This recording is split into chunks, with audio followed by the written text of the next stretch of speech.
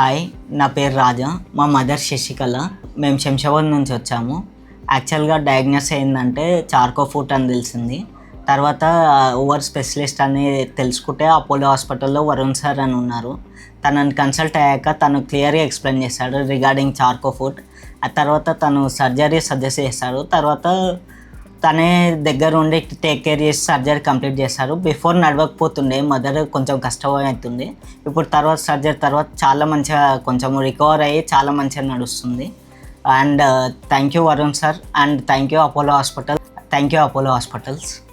మేమైతే వరుణ్ సార్కి చాలా థ్యాంక్స్ చెప్పాలనుకుంటున్నాను. ఎందుకంటే నేను నడవను అని నాకు చాలా టెన్షన్లు, చాలా బాధలు ఉండే, చాలా టెన్షన్లు పడినాయి. ఆ టెన్షన్లు అన్నీ పోయినాయి. నాకు ఆ సార్కి చాలా థ్యాంక్స్ చెప్తున్నా. ఆ బాధల నుంచి విముక్తి కలిగింది నాకు. చాలా సార్కు ఇంత ట్రీట్మెంట్ చేసినందుకు, చాలా మంచిగా బాగా చేసినందుకు చాలా థ్యాంక్స్ సార్కి. చాలా కృతజ్ఞతలు. నమస్తే అండి, నా పేరు డాక్టర్ వరుణ్ కొమాలపాటి. నేను ఒక ఆర్థోపెడిక్ ఫుట్ అండ్ యాంకిల్ సర్జన్ని. ఇప్పుడు మనం చూసిన శశికళ గారు నా దగ్గరికి హైండ్ ఫుట్ చార్కోట్ అనే కండిషన్తో వచ్చారు.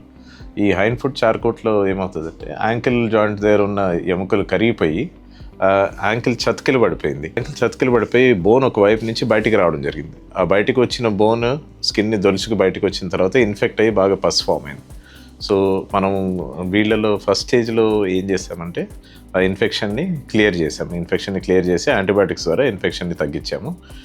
దాంతోపాటు ఈ బోన్స్ అనే వాటిని ఇలిజరో ఆపరేటస్ అనే ఒక రింగులతోటి ఈ బోన్స్ అన్నిటిని దగ్గర తెచ్చి కంప్రెస్ చేసాము.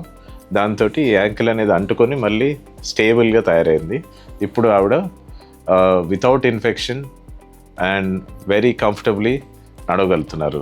This is a very important limb salvage surgery. ఇలాంటి కండిషన్స్లో చాలా సార్లు దీని మీద అవగాహన లేని వాళ్ళు ఇది ఇన్ఫెక్ట్ అయ్యింది, లేకుంటే ఈ డయాబెటీస్లో ఈ కాళ్ళని కాపాడలేమని చెప్పేసి కాళ్ళు తీసేయడం కూడా జరుగుతూ ఉంటుంది. సో ఇలాంటి కండిషన్స్కి, ఇన్ఫెక్టెడ్ చార్కోట్ వంటి కండిషన్స్కి, బాగా డిఫార్మిటీస్ వల్ల బాధపడుతున్న వాళ్ళకి మనం కాళ్ళు తీసేయకుండా కూడా చాలా కేసెస్, సుమారుగా 95% కేసెస్లో కాళ్ళని కాపాడవచ్చు. Thank you.